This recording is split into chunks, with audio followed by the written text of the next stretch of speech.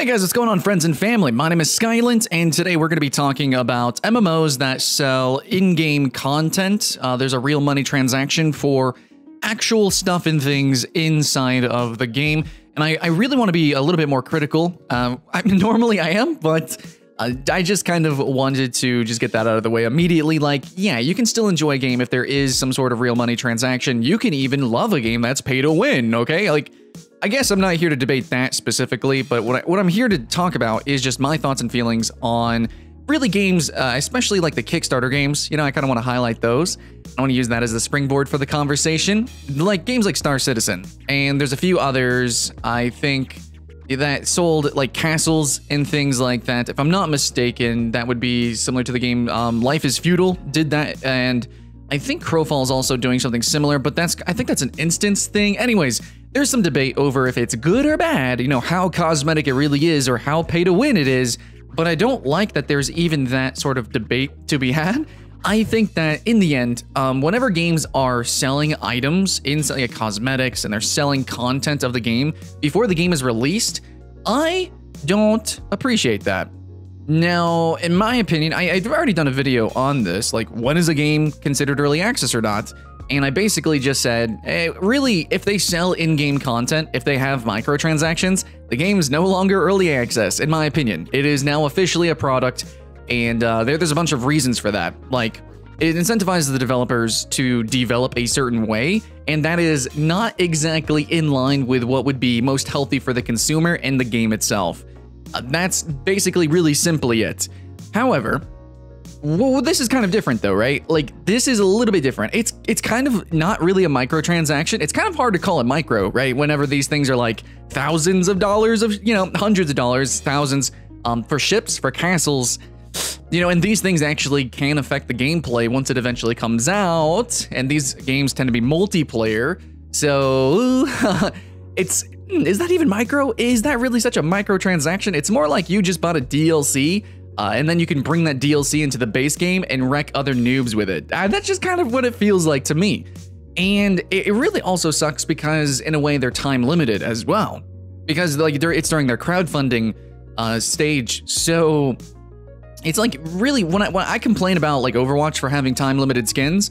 Well, let's make them time limited skins that functionally are actually powerful. They do change the gameplay, and yeah, let's make them actually like only buyable with money and lots of money. It's like the worst of all scenarios and situations I can think of. I really don't like that at all. Like, if you're gonna make your game pay to win, at least make it fair pay to win. Which is actually something that we talked about whenever we were reviewing Albion Online, was that there were some systems in place that made it kind of awkward to actually, like, it became so, like, it's not pay to win until you spend tons of money, so then that means it's ultimately super pay to win, and then not even pay to win players can actually play the pay to win, if that makes sense. I know it's a whole nother universe to talk about, but some people do like playing, like, investing and the whole, like, real estate game inside of MMOs. That is a thing, that is a play style. It's kind of hard to just completely say that that's not something that you can do, but still, pay to win is generally frowned upon. But there is actually, apparently, guys. Now, I'm not somebody who knows too much about this, but I did talk to some guild leaders. And I talked to some guilds, and I had some proximity with it when I was playing Albion Online and a few other MMO RTSs. There are some ways to play around, sort of pay to win. You can kind of think about it like card games in a way. You have an initial investment, and it could turn out good, could turn out bad, whatever. But basically, that's the gameplay there. But of course, you know, I would never promote that myself. But apparently, when your game, right here, if pay to win can be played and it can be fun, but then you have something time limited and so as expensive as this, and only like a 0.001% can actually do that, then you actually are so pay to win that even pay to win players can't play. So that's my opinion. And of course, there's debate of how mechanically functional these things are. You know, how important is it to have a castle? You know, how important is it to have a territory in a territory control game? Who would have thought? Albion Online, who would have thought that? You know, how important it is to have a giant spaceship in an open world or open universe PvP game with spaceships. How important is it to have a bigger, stronger spaceship before anyone else? Huh.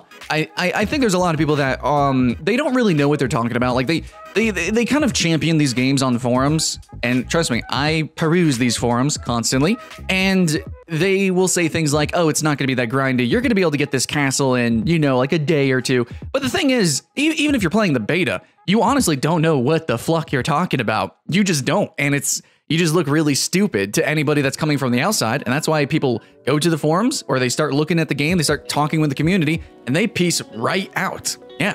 You guys, the people who support these kind of games, are not the kind of players that a lot of people want to play with. Now, I'm not saying that Star Citizen is going to be a bad game, like I put it in top 10s. Again, I'm not debating if these are good or bad games. I'm just saying that this particular function that we see a lot inside of Kickstarter games, crowdfunded games, it doesn't have to be just Kickstarter, Indiegogo, whatever. We're seeing this a lot, and they're selling things that can change the game. And it's taking development time away sometimes. But here's the other side of the story. You know, if you keep watching here.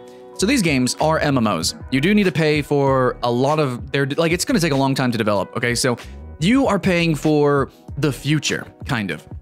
I think more so with Star Citizen is like, yeah, okay, $1,000 for a spaceship. You know, maybe you could debate that, well, that spaceship's probably going to get destroyed in a month. It's not going to mean much in the end. In the long run, it's not going to mean much, and that's what you're paying for. And for Star Citizen, you're paying for the continued development of all these crazy technologies. Well, the truth is that the technologies aren't that ridiculous. I mean, it's awesome that they're all being thrown in there with such polish, supposedly. But we actually have seen some games that have done stuff like this much, much earlier. Like back when Mortal Online was announced, I think there was a game called Infinity or something that was going to basically do what Star Citizen was doing, but it took a long time to develop. Then, you know, it takes a lot of money and time to do something like that. So I understand, though, that Star Citizen looks really hype, and I've hyped it up, obviously, but it's not so big that it can't fail.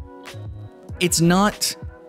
You know, I don't think any game is really that big. I mean, even right now, we're seeing games like PUBG getting a lot of backlash. And H1Z1, yeah, that's crashing down too. Games, they to a point, they can have like a critical mass of players, and they're going to support themselves. And Star Citizen has a lot of them that are really, really hyper-focused on this game. So I think it's going to be fun. They're spending a lot of money. I think it's going to probably be an okay game, you know, just based off of the history. It's just... Is it going to be the best game? Is it going to be the biggest, best, most radical game that it's promising to be? And at this point, with the way they're selling and the way they're publishing themselves, I'm feeling a little unconfident with that. I'm looking at some other games too. You know, historically, at games that have done stuff like this, and they've generally, in my opinion, been cash grabs. Now, maybe you had fun with them or not. I don't know, like Life is Feudal MMO. All I know is that whenever I played those other games, they had one thing that they tried to do right. They probably didn't. You could still maybe have some fun if you're the 0.0001% of the population that actually likes that kind of stuff, and you can just bypass all the shit. But most of the time, they're shit. So Star Citizen is kind of getting a pass because it looks a little less like shit. You know, it's taken so long to develop because they need a lot of money to make it not shit. Like, it's supposed to be hyper polished. That's the gimmick of Star Citizen. A hyper polished game with all these crazy mechanics. That's what makes it special. Where other games obviously didn't get as much funding. They're not in development for as, you know, with as much professionalism, I guess you could say. They're kind of just slapping stuff together, trying to make a bank, and that's it. So Star Citizen, I don't know how you guys feel about it, but let me know. Is it okay? Can we give that game a pass for doing this system of selling these assets early or not? I know there's a debate to be had about that, but for all these other games that we have seen and played, that we, or at least we're in the betas for, I think most of us can agree that, yeah, okay, this is a cash grab. This is pretty shitty. And in fact, I would argue most crowdfunded stuff is cash grabby. It's really kind of disgusting. And there's literal, like, actual vaporware on these crowdfunded sites. Kickstarter, Indiegogo, and, you know, it's just kind of the nature of things. But it sucks when people appeal to our passions. But at the same time, it makes sense. Because when all you have to do is sell an idea, then you're not actually tasked with actually building that idea or making it come to fruition. So you just make your money and you leave and you go. And that's it. That's it done. It could even produce the game, actually. It doesn't have to be vaporware. But it's going to be a shit game. Anyways, so there's a lot of games out there that are doing this, and I become extremely skeptical when they start doing stuff like this. The only game I might be able to excuse is Star Citizen, and that's because it's almost like they're trying to build like a technology, like they're trying to build an engine and they're trying to do something really radical that obviously takes a lot of time and money. And this is the only way they can get that money, apparently.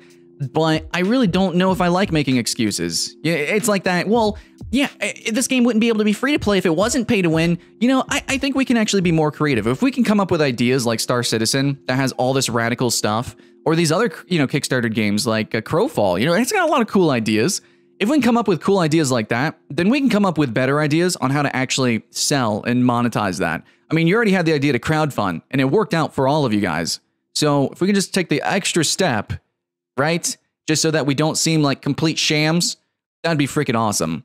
So that's my opinion. I just ranted that out. I spit it out. Now it's your turn in the comments below. Thanks for watching, guys. Keep the hype alive. I'll see you again next time.